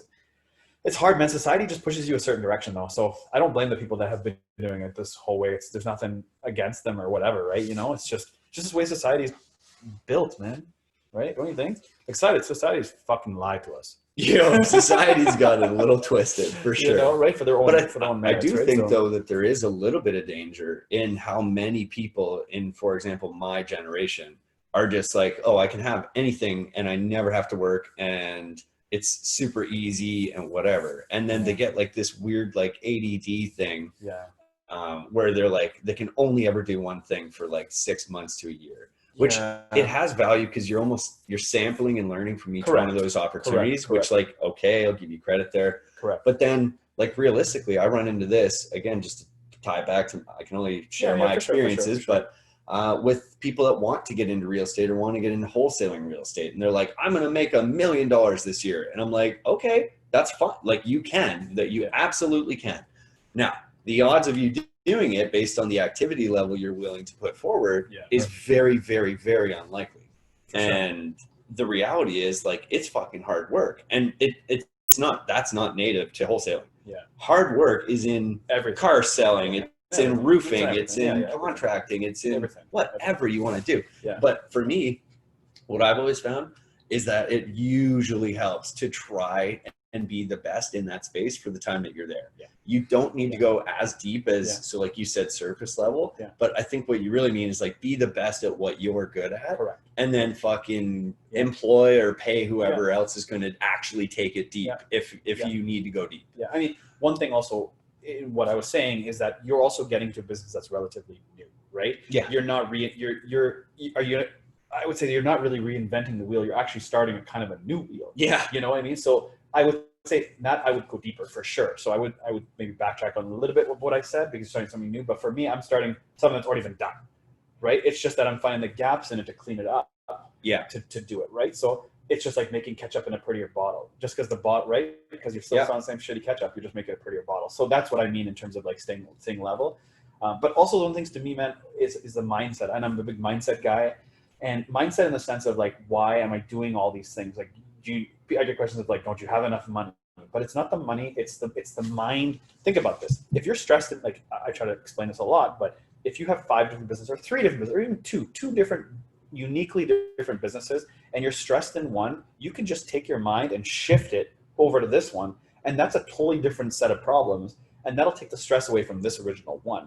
And you can maybe deploy some data from this one to this one, right? So if you have 5 of them, you really never get stressed. I never get stressed. I can only get stressed in the sense of like maybe there's a lot going on that day, but all that takes is just planning better the day before. But other than that, I don't have any stress. You know, actually I get less stress the more businesses I open than more stress. One business will stress the shit out of me because I got all my eggs in one basket. Yeah, well, so that's the freaky thing too about, again, like properties and shit. Like people seem to want to be conservative, but I'm like, no, man, you legit have the same number of problems if you have like 5 properties as you would with 100. Yeah, for sure. Because like it's fucking miserable when you can only have 5 and like things break and you're like, oh my God, but you don't have that background to really ground you, right? Like that other I mean, you know what? foundation. There's also something interesting with you, Matt, and the whole data information, right? You guys have really advanced with Cash Flow Tribe and you kind of moved into a better segment. But I felt for myself and you guys was a bit of a disconnect initially because I felt like like we have like the boxes here. It's like this box, and this box, right? So like I always felt like, and the only way to really get into real estate is basically start from beginners to intermediate, right? So, and I felt like, and I know, and I don't feel it right now. I know you guys really dominate that space. You have the beginner to intermediate game totally down pat. Yep. But I'm not in that space. I'm in this space over where I'm like, from like, I would say intermediate to advanced. I'm not a full freaking gangster building apartment buildings, you know, like 70 freaking unit apartment buildings, or 70 floor apartment buildings. But so for me, I felt like I get the questions all day long about the beginner to intermediate. And I'm like, every time I get that, which is this explanation of like 5 units, because people, family, friends, and people that ask me all the time, they say like, oh man, I had 2 rental properties, a big headache. Well, I'm like, yeah, of course, because the first 5 are shitty. And then from 5 and up, it becomes a lot easier, you know? And people just that explanation, they don't get it. So I find you guys do a really good job explaining all those things from every freaking micro, macro, whatever. And that's why all the questions I get are from your base asking all these questions. And I'm like, man, I have no idea. I don't have an idea because I've passed that. Yeah. And I was in a different time, right? You know, but just knowing that information, man, is that you guys conquer that space. And now you're working on the intermediate to advanced. And the next 5 years for you guys will be a whole new chapter that you will dominate the space, and this will be like easy to run. And then now this space you guys are learning, right? Which is a lot less people in it. Yeah. Right? There's a lot less guys in it. And then the one tier above me are a lot less guys in it. There's maybe like 5 or 8 families, right? Mm-hmm. So it's interesting how we all have our own journeys and how we get there, you know? So for anybody watching this that just starts today, I mean, there's so much data to get you started. But like, you know, the 5 and up is so good to know, man. And you know that by watching the internet, because I didn't know that. Yeah. You know, and it's the same thing, it turns out, about businesses, right? Like I don't stress about my mortgages because I know my wholesaling's working and I've got properties and right? So it's multiple streams of income, right? I mean, that's the whole key. And that's where we have to go, man. And that's what I'm going to make a YouTube channel. I mean, I think between you, Jeff, Matt, and like Graham and me, Kevin, and all those guys, you know, like I think, and Chandler now, I think, man, I'm going to have to do it because I feel like I've got so much value to give some guys, you know what I mean? From a data perspective. I wouldn't say technical data perspective, but from a just figure it out perspective, you know, of how I kind of went across it. Because there's so much data to know, right? There is so much data to know. And that thought, dude, I'm telling you, if somebody told me when I had 4 units, Mike, you just have to do one or two more and it'll get a lot easier. Yeah. That's all they told me. And I mean, I would tell you, dude, there's probably like a ton of people that opted out. Because I get that. I hear it all the time. Right? People would say, man, I bought a property and it sucked and I hate tenants. Right? You can say, I own rental properties. I tried that. I hate it. Because you didn't pass the 5, dude. You didn't take 5 laps around the track. You took 2 laps around the track, you know? So I know, man, it's so funny. It's just that little piece of information. Yeah. That's it. Right? Just that little piece of information that you pick up, you know? So it's awesome, right? So what do you do for fun? Holy moly, Batman. I honestly do this for fun. I enjoy telling my story. Yeah, I enjoy not just always talking, just connecting with people, but man, you know what? Having connections and finding, there's so much good in the world, man. And there's so much, I wouldn't say, I'm not on this positive train BS.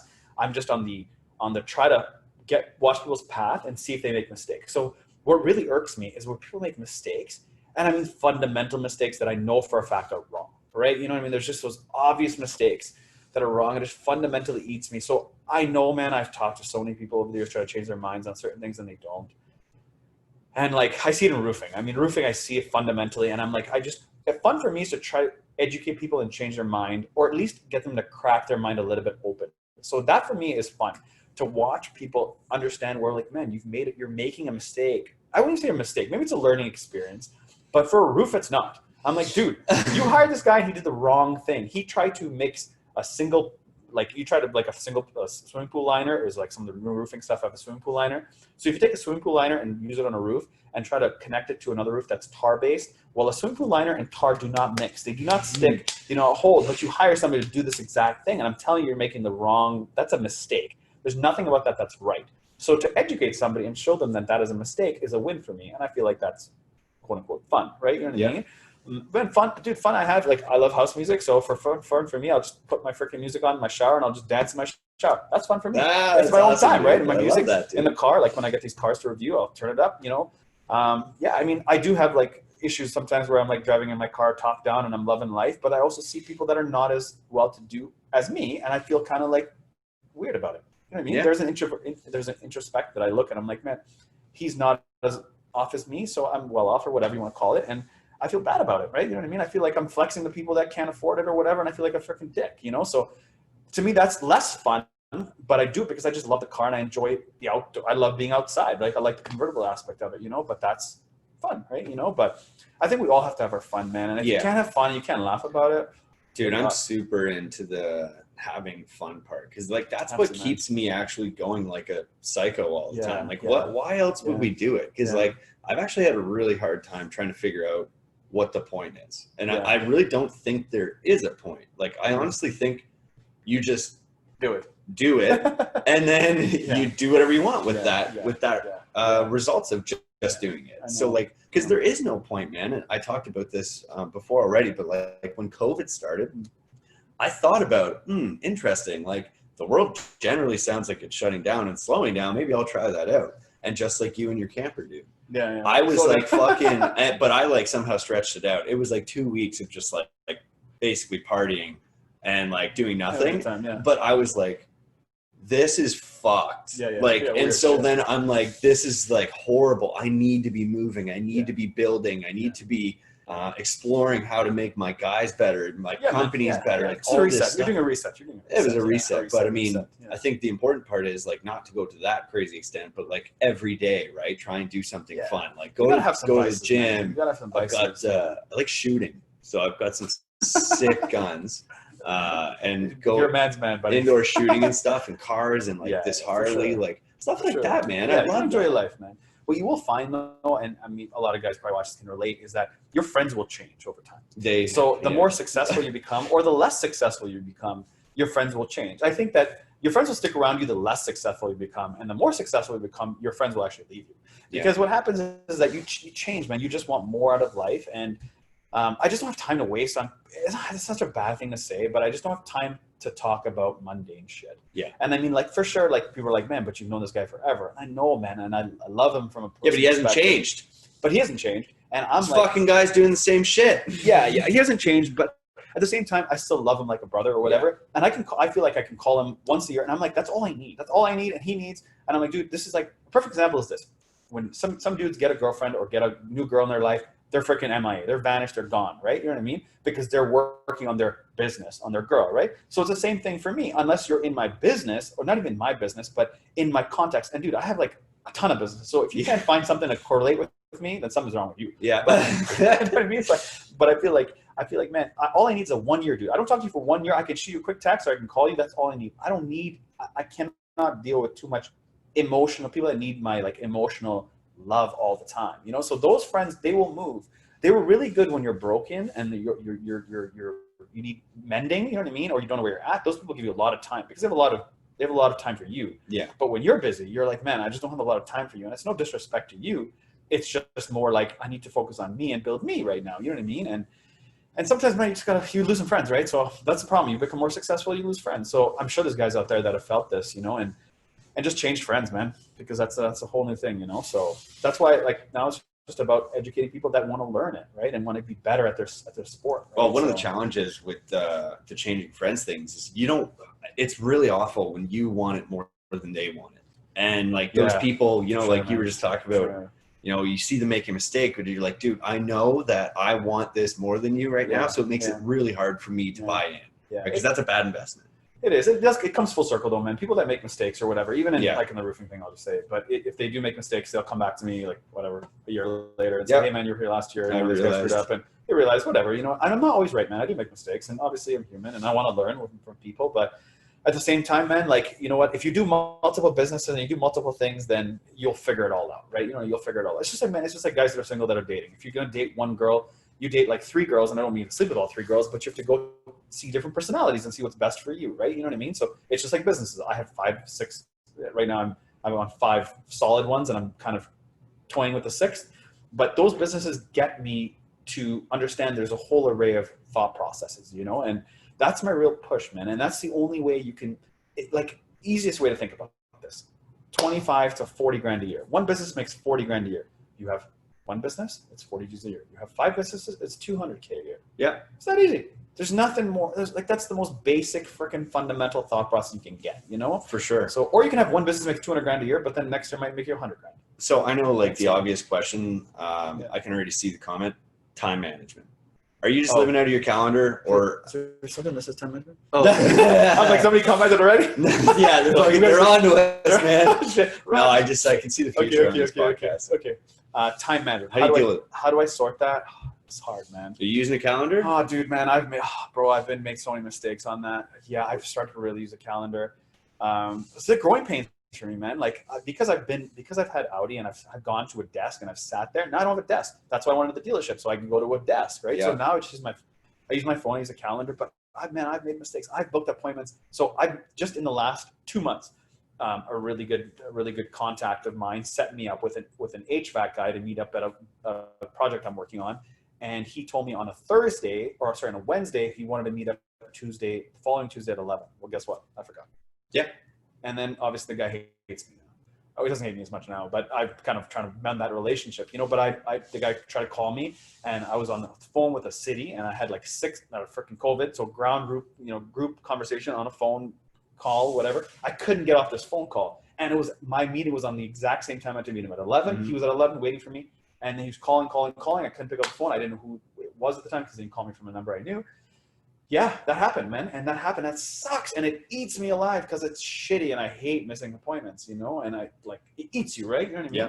If I showed up today and you weren't ready for me, man, I'd be pissed. Yeah. Right? I'd be like, oh, man, I don't think I want to be there. Yeah, fuck this guy. Fuck this guy, right? So that's the problem, man. And I just it eats me alive. And I suck at it, man. I suck at it. So I want to get better. Like I want to get better. Is the calendar helping though on your phone? It is the big shit, right? Like the important stuff. Yeah. So this is the way I do it. I just go on my phone, on my iPhone. I go to notes and I write all my notes down, and I take those important days and I scribble on a piece of paper, which is so freaking backward, but that's how I do it. And then I put my calendar, my important meetings, like my time allotted meetings, and that's those three things, and I kind of piece it together. I really need an assistant, and I've been taught, so I've got this girl that's helping me now as an assistant, and it's a learning experience for me on how to work an assistant. Yeah. I have no freaking clue. Yeah. So I just basically tag her along, and I just basically just tell her to do random shit. It's like one big freaking random shit pile of like, do this, go pick this up, move these shingles there, go pick up this drywall there, go, I'm missing a tap. I'm whatever kind of nonsense I'm getting, right? Drop off the sink to the bookkeeper, add these freaking, make sure that my receipts match, whatever nonsense, right? Fine, call Bell, whatever, set up internet. All this bullshit, right? So it's setting that person up, man. But it's interesting now that I have somebody, she's going to school anyways at the end of the year, but so I'll have her part-time, but it's a really good concept for me to understand how to use somebody and how to make them work in your own, as opposed to saying, I'm committing to you, you're interviewing a whole bunch of people, like test sampling people, right? You know what I mean? Like you said with the millennials, just test sampling to know how they work for your specific game. But by having her, it forces me. So that's like motivation, because it forces me, because I'm like, I know I'm paying her. Yeah. So I'm like, man, I'm paying somebody. Are they working at that time? So, yeah. Well, so what we do too when we sample or have people come in is every time we do it, we actually just add a little bit to our actual business, right? So like making the time to actually write this shit down. Like, here's what she does. Here's what she does. Yeah. Here's what she does best. Here's what I wish she did more of. Okay. Here's what didn't work. Okay. And then like actually having that written down so that your next person, you can see if they applied this, and then every time you're learning. Yeah. We actually have like, I don't know where one is right now, but it's up to the questions. But we have like standard operating procedures now for the wholesaling business. We're like, it's all written out from lead generation to writing the offers to collecting data and research, to all the forms that are necessary and the legal ramifications of those forms, the waivers. Collecting deposits, collecting fees, working with the lawyers, working with realtor, working with a mortgage guy, working with an insurance guy.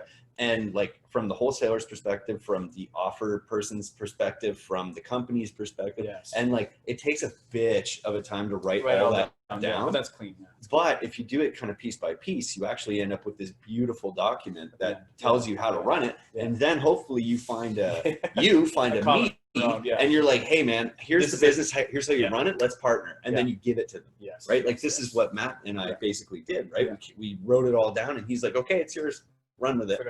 Right? And then I'm like, oh shit, okay, I'll do that. But because we took the time to write this stuff down and really develop the process and system around it, now it's transferable. Yeah. And franchisable. Yeah. And all these other things, right? sure, So for it really helps if you can sort of. I would think standardize. so. I get dogged from buddies on that space because they're like, man, you don't run a real business.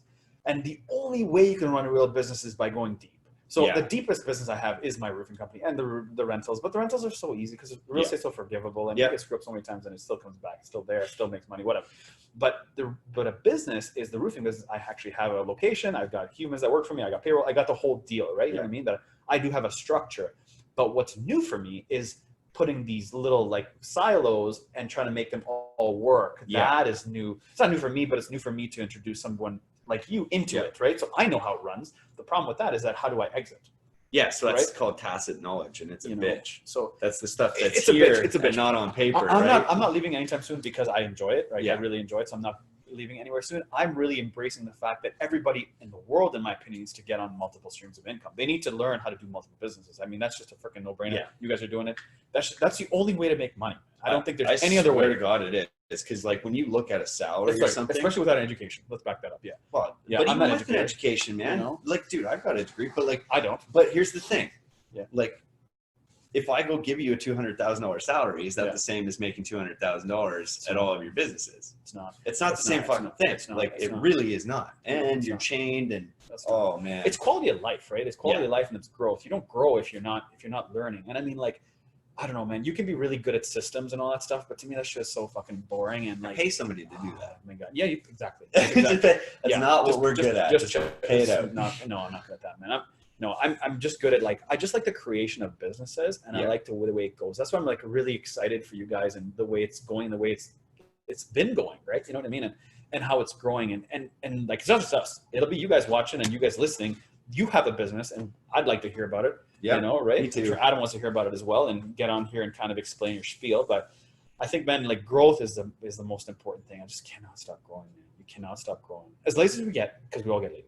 Yeah, I got some lazy blood in me, man. Yeah, of I'm course. I'm the laziest fucking person you've ever met. I'm not that lazy, but No, man. But I mean, your mind has to stay sharp, you know. And I said this on the other one too. I said, like, man, I got to use the energy I got today because tomorrow it's probably not going to be here. Yeah. I can't double up. I can't take vacation days this year and be like, I'm going to add it next year and use that as energy. Like, whatever energy I don't use right now, man, I'm not getting double tomorrow. I'm losing and it that's tomorrow. for sure. Like, Right? You know, that's so- the way I think of it. Like, I am actually lazy. That's why I write down a process. That's Yeah. why I live Yeah. out of my calendar. Yeah. that's why I do these little tactical things to keep me on track. Yeah. Because if I don't, Yeah. I know that I'm fucking mental. Yeah. I will just do nothing. So Yeah. it's like, write it all down, buy the thing, do whatever you got to do to Yeah. keep you moving Get over every that day. Like, and just keep going. Yeah, man. Like my notes section, like my idea. I mean, everybody's got ideas, right? Growing up, that's the best part in like your 20s. You can just scribble ideas down. Every idea you have, write the freaking thing down. Do not say I'll remember it, because once you Oh, God. get distracted, you have to write the idea down. Yeah. So like my notes section of my phone is like, I don't know, like kilometers long with just data of shit that I've written down on anything I see. Like, man, I'll go to business and I'll go shopping, and I don't know if you guys have done this too, but I go to a restaurant, and you can go to a restaurant, any restaurant, I don't care where it is, you can find a flaw that somebody can fix. Yeah. And you can tell them that flaw. And what they do with that information will actually, and I go there again and see if they made that change. And it's something as simple as like, a perfect example, new contractors. They'll go and they'll go get a magnetic sticker, and they'll put all this shit they do on this magnetic sticker that is like yay high by this big. There are about 40 pieces of information that is about this small, and nobody driving by can see it. Yeah. They can't. Except for the smart guys get the same freaking thing and just like 6 letters. Yeah. The name of their company. Or roofing, like I do. On my trucks, it's all truck, and it's all just says roofing on the side. That's it. Roofing and a phone number. I mean, obviously my company name, but I don't put like eavesdrops, gutters, freaking flat. I don't put all the freaking things I do because nobody gives two shits, man. Yeah. You know what I mean? Call me if it's important. Call me if it's important. Exactly. So it's just like that. Just that is a mistake to me. You know what I mean? And versus a smart move and a bad move. And I mean, people just don't think sometimes, you know, and I just drive me fucking bonkers. Well, it's more about the deliverable, right? Like, what are you actually trying to accomplish? Is it you just wanted a magnet, or is it you wanted to talk to more people that wanted your shit? Because if that's what you wanted to do, And the purpose of the magnet is what? exactly. Right? You know So what I what are mean? you So- trying to do here? I Are know. we And that's just a buying small magnet, checking example. boxes? That's a small example, man, of just taking it in the butt. You know what I mean? Right? These guys just do the same fucking shit over and over, and then I don't know, man. I mean, there's one thing in trying it, and like I don't know if you remember, but back in the day, you could do like Google AdWords where you could try just different like things to get more Yep. views, right? Yep. I mean, like back in the day, you could do that stuff. Yep. You know, and then you could test it. It doesn't cost anything, but actually physically going, printing something, driving your ass to a place to get a magnet made. I mean, all that takes effort. So shouldn't you put some effort in planning that? You know what I mean? So my restaurant point was like, you go there, you see mistakes, and you could tell them about the mistake to change that you think is better, right? You know what I mean? Yeah. Don't put the garbage, don't put a seating area right next to the garbage where people are throwing shit out. Just move that seating area, make it a little bit tighter. Just that change, man, might increase business, right? Your sign outside it's not bright enough. Like those things, people, you got to be open and you got to take criticism, man. And I mean, at any age, you got to take criticism. And that's the point of it, man. People shit on me on my channel all the time. You just got to learn, right? You gotta learn Wait it. till you see these comments. I know, right? Thick skin, man. And real estate does give you thick skin. Yeah, You that's know, like, one good. Tenants give you thick skin, man. And you just kind of learn, right? So the more you do and the more shit you try, man, the better you can get at everything, at life and understanding. And you can tell people when they're so narrowly focused and single-minded. Mhm. You can catch them out. 5-second conversation, right? 100%. Right? Yeah. So, and it's okay to be that way, but as long as you know that there's more to your life than just that. And on that note, Oh shit! Mike VanHoudt, I want to be respectful of your time, Oh, sir. no worries, man. No We're worries. running Hope up you the enjoyed it. clock here, but dude, this has been a fun discussion. What time's it? Oh, we got a couple more minutes. Whatever you guys, put Whatever your you want, put your man. feet up and Put your put your feet up and put enjoy your it. feet up. We're Put getting your comfy. Put your feet up and enjoy your time, man. No, dude. I mean, I've come full circle, and I think the whole. I don't, for me, it's an exciting next step, and I'm excited to see what's new for me because it's like a starting point, man. When you quit your job and there's something about it. It's like they call it the golden handcuffs, right? You know. Yeah. And the golden handcuffs, man, is like no education. You get a good job that pays. That just above over, like I would say 100 grand today is fair money. I would say it's great money. A lot of people will make 70 grand and say that's good money. It's a fair wage. It's a fair wage for if you keep your lifestyle very basic, I think. Yeah, You know what I mean? no Like, surprises. yeah, man, because costs of ownership of homes are very expensive, right? So you can't exactly, you have to make at least 100 grand. I think combined, you have to make 150, I think, to have a good life in Canada, right?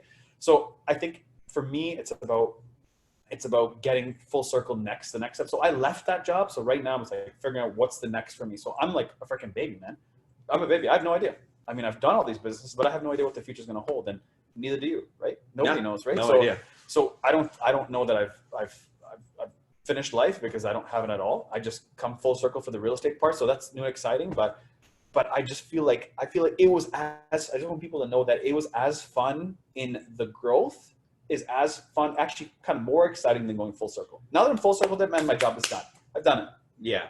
I've done Well, it. see, that's the You problem. know? Like, I was just thinking as you were saying that how exciting it is that I know where my next couple of steps are.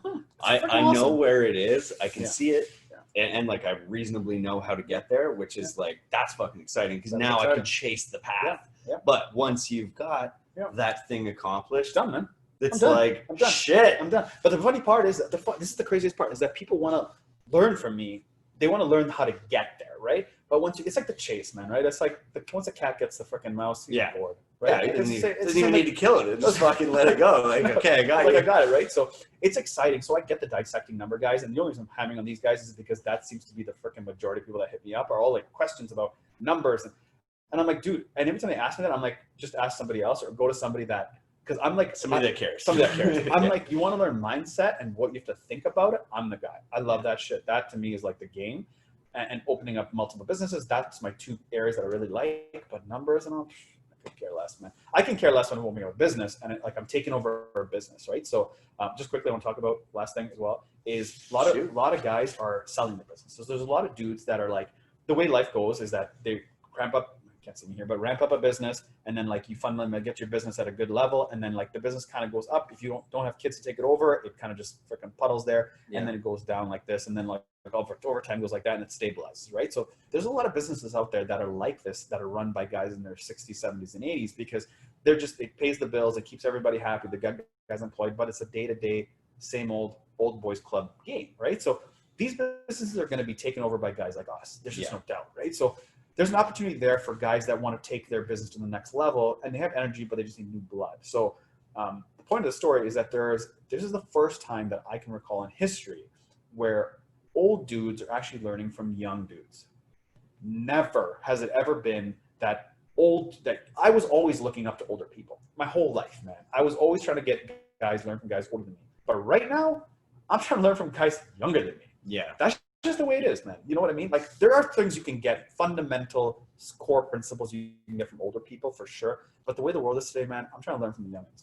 You know? Well, they're fast, they're dynamic, they're outside of the box. Not all of them, thinkers not all of for them, but a lot of the cases. Yeah, the ones we want to Yeah, talk yeah, to. for sure, for sure. Like Yeah, for sure. they're agile. They're Yeah. not handcuffed to like To traditional thoughts and stuff like that, where it's like, oh, you can't do that, and they're like, well, I don't understand because I thought the outcome was that we just want to do this thing. Yeah. How about we go this way? And you're like, For sure. Jesus, I didn't even think about it. For sure, man. Yeah, it's amazing, man. I just love to learn from the young kids today, you know, and they just, not everything they have obviously is great to offer, but I would say that, man, it's like before you're always trying to teach the young kids, and that's what I look for. While I give them value, I'm getting some back from them, whether it be energy or it be like thought processes of what the kids are into nowadays, man. It's good to know, man. It's good to know. I mean, some of the stuff obviously is crazy, but I mean, like, I'm sure that people 10, 20 years from us looking down on us think we're crazy, right? So we're insane. Yeah, we're insane, right? But I don't know, man. It's a fucking awesome world we live in. So, well, the cool thing is we can create a bunch of content now that'll reasonably exist forever, and then they can. Yeah, that's what I wanted. Part of these things is that when my son gets older, 10 years from now or 5 years from now, he can look back at this and say, "Hey, shit, what the hell were you thinking, Dad?" Yeah. And I look back and I'll be like, "Holy shit, where'd my energy go?" or what was I thinking back then? Or like, man, like I was there, like I should have stayed there. Why did I invest in all these businesses? They all failed. Not broke. You know, and if you're or whatever, right? yeah. And you know what, man, dude, it's hard to find successful people. That's the reality, man. Everybody's right now. I cannot emphasize this. Right now, everybody's winning because money's getting printed like crazy. Yeah. Everybody's real estate house. Everybody's using their house as a bank to pull money out and buy shit to make themselves feel better. Whatever story, right? You know what I mean? But there will be a time where it'll be harder. And that's the time that I'm excited for. And that's the time I'm looking forward to see people excel, you know? So accelerate, get it? Oh, no pun. No. No pun. Just walk down. Like VanHoudt. Weak ass pun. Weak ass pun. No, So it's good.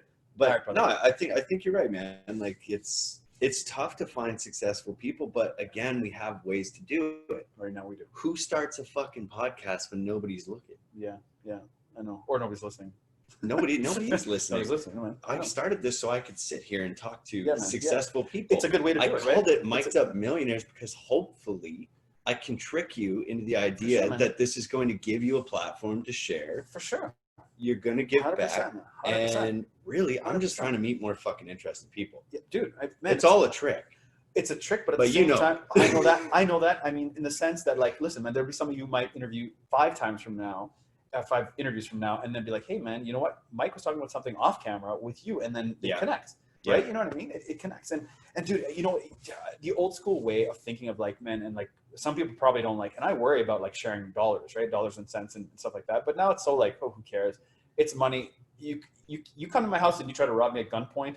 I don't have the money in the freaking house, man. Bro, it's not. The bank has the money, cash. right? It's not cash, right? So does it really mean anything? It doesn't really mean much like back in the day, because back in the day it was like nobody had money, so you could see the guy with the Ferrari. Now, fuck, every other block there's a freaking $60,000, $70,000, $80,000 car. Of course, it doesn't mean anything, everywhere, man. Yeah. It doesn't mean anything, right? So we're all kind of like numb to what money it really is, right? You know.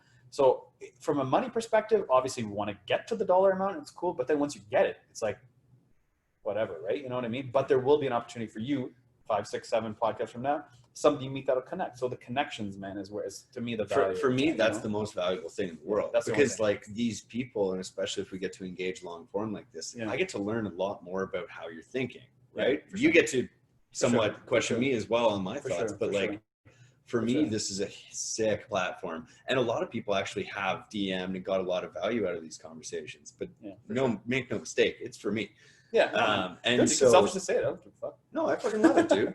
I was gonna so part of my concept with the dealership is I was gonna have some sick cars there, but I was gonna do a podcasting where I interview some clients of mine over the years all around Southwestern Ontario and have them come aboard to start companies. That these guys are probably gonna be between 45 and 70, and how they start these companies, and not guys that I don't really want to have guys that were given it, unless they were given it and blown it up. Then I don't want them for sure. But I don't want to come off daddy's legacy. You know what I mean? So I want them to make a difference. And I'm cool with coming on as daddy's legacy if you lost it all and are still in depression. I'm cool with that because I want to know how you lost it, and I want to know those are as valuable as killing it. Like, you know what I mean? Like losing is as important as winning. right? For sure. So I'd want to have this conversation. So, but I just thought from a visual standpoint, instead of having a background, I just have some sick cars because guys like cars and shit. Dude, right? You know what I mean? Sweet. So like just have a station. So we'll bring you on board 100%. That sounds like Ed Milet. What? That sounds like Oh, Ed Milet. Oh yeah. man, he's got the fucking. He's in his like sick. It's his toy garage, Yeah. but like you It does probably it? set up, dude. He's got the cars. He's got the sick couch. He's got the fridge. Whatever. It Yeah. just looks like Like a man cave. man cave type deal. Yeah, But, that's what I'm doing in London, Ontario. You know, so but that's sick. Yeah, he's in fucking like I know, Silicon man. Valley or I something. know, We're man, we're I too know, cool I for you, know. man. What's wrong with you? I know. It's also the first I time know. you're not wearing sweatpants, you son of a bitch. I know. Because people listening, they sexy can't even see. My sex. You know what's funny? With ACCELER8, I just try to always use the same pants all the time so it keeps consistent. Yeah. Just because, man, if I just change it up, I have to change it up. Well, here's a fucking funny thing about YouTube. So here's a fucking funny thing about YouTube. Besides the comment, so in order to get engagement on YouTube, I always try to say one or two things that are slightly different. Yeah. It's just like so, like it all, and I only realized it's all by trying, right? So I tried this on. If you watch my Audi Q7 versus Q8 video, I talk about a truck, right? So and I'm always like, look how beautiful this truck is. This truck is awesome. Dude, I saw Remember the that? comments. Yeah. Fuck So this people guy. are like, fuck this guy's not a truck, not a truck, not a truck, not a truck. But you know what, man? To me, it was like putting it out there that was incorrect. I know it's not a truck. But people do honestly sometimes come to the dealership and call an SUV, a big SUV, a truck, right? And they're not thinking pickups. They're thinking a truck because it's not a car, right? So I said truck. And when I said it, it was like, I knew it was wrong, but I kind of rolled with it just to see what's up. But the comments helped YouTube believe there was engagement. Yeah. And because of engagement, this fucking thing was like, it was crazy. 100,000 views, let's go. Yeah, man. I think they're like 200 now, but Whoa! yeah, I know it's funny. But, Spicy. like, man, but I'll say stuff that's incorrect. So I did this video on this Volkswagen Archeon, and I'm just about to crack 300, and it's been like 2 months. 300K in 2 months. Freaking awesome. Like, things crushing it. You know what I Dude, mean? that's wild. It's wild. But part of it was my wife was like, you should just wear these pants. I'm like, these camel looking pants. They're so ugly. And I'm not a big fan of them at all, but my wife's like, yeah, you just try these ugly pants. I'm like, all right, cool. They'll get some views or some hate. Yeah. And I mean, it's not even, it's crazy, but I would say half my comments are about my pants. Yeah. Yeah. and like who dresses this guy up? Does he dress up like a 14-year-old boy? Is when people comment, and I'm like, dude, you guys are amazing because you're actually helping my content go up. I know. It's well, stupid. Matt gets fucking hundreds of comments, dude, about his socks because he always wears crazy Yeah, socks. yeah. But he'll be dropping a video about like life-changing information. Yeah. It like Expect that. really life-changing information, and these motherfuckers are like, "Fuck those socks," and you're like, "What the fuck?" Or like, they'll attack his beard or something. Yeah, He's like, yeah, "Your beard's sure. fucked," and he's Well, it like, doesn't "Dude, conform to society, right? That's the problem. Yeah. It doesn't conform to society.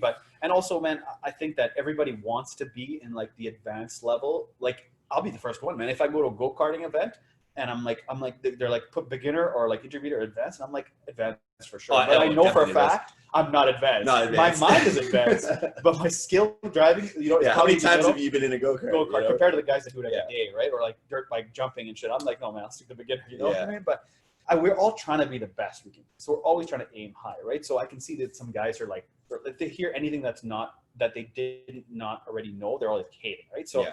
But the point with that was that YouTube is crazy that you can get these algorithms to just skyrocket based on some slightly incorrect information, you know? Mhm. So is an SUV a truck? No, it's not in North America, but in Europe, a truck is could be not a pickup, right? Because Man, it's not that would be a common. truck in It'd be a Italy truck, or right? something. But just look at the width of the streets. Exactly, right? So Like, what the fuck? it's crazy, man. It's crazy. But YouTube is awesome. I freaking love it. And I really recommend everybody getting on YouTube and just putting themselves out there, man, just to get some more, you know, like, it's It like, can't hurt. yeah, Is the man. thing. I can't It remember who said won't that, hurt but you. you're either an absorber or you're a creator, right? Like, Mhm.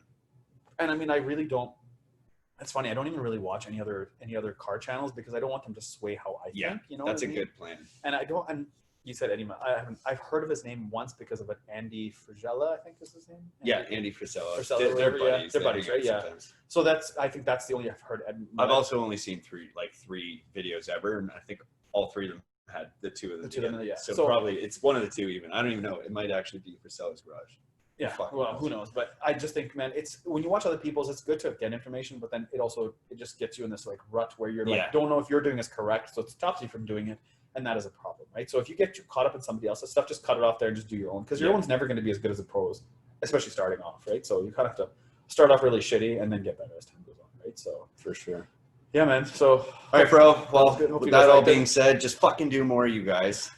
You just wasted an hour and a half of your life. You could Do have just more. been working. just do more. No, man. I think, man. At the end of the day, we just gotta. Yeah, you're not gonna change it in a day, right? It takes years, man, to kind of perfect the art of whatever the hell you're doing, right? So Yeah. you know, but Hope you guys enjoyed it. How can these guys get in touch? I'm going to leave it all in the notes, but I Yeah. want to hear from you. Yeah, I mean, you can go. This is funny. A quick side note. My personal Instagram, I don't really write too much. I just have like 6 pictures on there. I do a lot of stories on my personal one, but I think if they want to get a hold of me, depends for what. You can jump on YouTube, obviously, for ACCELER8. That's my car shit. Or ACCELER8 on YouTube. It's actually ACCELER8.tv, ACCELER8.tv on YouTube. And then my personal is Mike VanHoudt. So MikeVanHoudt on Instagram. Which I'm probably, hopefully, like, I'll have a YouTube channel at some point, because I feel like I should have one. Just start it, you know? dude. I'm going to give you permission right now. Just start it. Go home. Fuck, it takes a couple minutes. Yeah. Put it on there and just make it your name. Yeah. Nothing fancy. Oh, I have it. I have my name. And then, dude, just I haven't. You know what? I go. did just do but it. It's crazy. I actually had. I made one that said how to be a millionaire in 10 years. Now, 10 years, and people are like, 10 years, crazy. I'm trying to be in the 6 weeks, you know. But so I did it, and I wrote it all down. I wrote like multiple businesses. I put it all together. It was an hour long. I got like 11 views. Yeah. And I was like, I just deleted it. I deleted it. You should have left it there. No, man, because you know what? I just didn't want to keep it on there. People go deep on this stuff. I know. There's you know somebody still listening right now I to know, this I know. podcast. Poor guy. Poor guy. What a loser.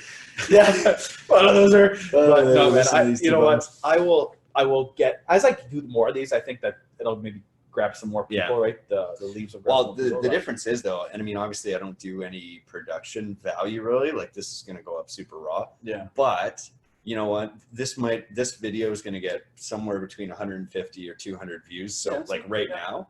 Yeah. But dude, these are 200 people that are like actually listening. Yeah, I mean, you have which to, is right? cool. You have to compared to your, 200,000 a video on your cars. Dude, but you know what, man? Here's the funny part is that, like, on my subscriber base, my subscriber rating is shit. It sucks. You know, nobody subscribes. My view count is crazy. But here's the funny part about society, and this is a pure, like, I cannot hammer this fucking point home like as much, and I want to do this on my own video as well. But the difference, and guys, and thanks to that last loser listening to this. Yeah. For hour 44. Hour 44. But listen.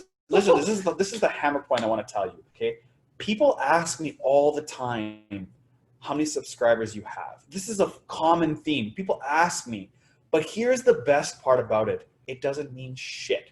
You know what means shit? Views. You get paid on views. People ask people when you show a video. They're never asked when you show a video to a buddy or somebody that doesn't know you, and you show this video to their face. They're looking at view count. They're not looking at subscriber count. But people ask me about subscribers. I've got like 8,000 something subscribers right now, and I have over 2 million views, total views. That's sick. That's sick. But it's nothing. It doesn't. So I'm like, so I don't even ask people anymore to subscribe to my channel because I don't give a shit, because it doesn't pay me. And the only that's important is when people ask me how subscribers. And then I looked the other day at other people's channels just to get some perspective of how those metrics look like. And those people had way less total views than me, and the subscriber count was like 43,000. And I'm like, dude, I know what you're doing. You're buying your fucking subscribers. Yeah. And I'm not trying to be down that shit. You know what I mean? I think the real question again is, though, what's the why? Like, are you trying to impact people? No. Are you trying to get in front of people? Are you trying to do whatever? Like, what are you trying to do? And then once you figure out what you're trying to do, it's really easy to know what to measure. 100%. Because you just want people to watch the channel. 100%. But so views is obviously the views thing. is the important part. But the crazy part about it is that people only care about subscribers. So it's the opposite of what people think. Yeah. Yeah, the opposite, man. Welcome to the opposite world. Hey, the opposite. That one last person. Figured it all out, you know? So, anyway, brother, man. Well, thanks for having me on, man. Thanks for coming out, guys. No this was, if you're still listening, episode number 8, Mic'd Up Millionaires. I'm going to try and get Dan Crosby on Lambo Lapdog next. Excited, man. I did the old double booked on the Corey McKinnon, so we're going to get him out to talk about mindset stuff. He loves mindset chats. And if you can think of anybody, we'll talk about that after I stop recording. Thank you all that stuck around. Thank you. And of course, as always, love you guys. Bye. There you have it. That's it.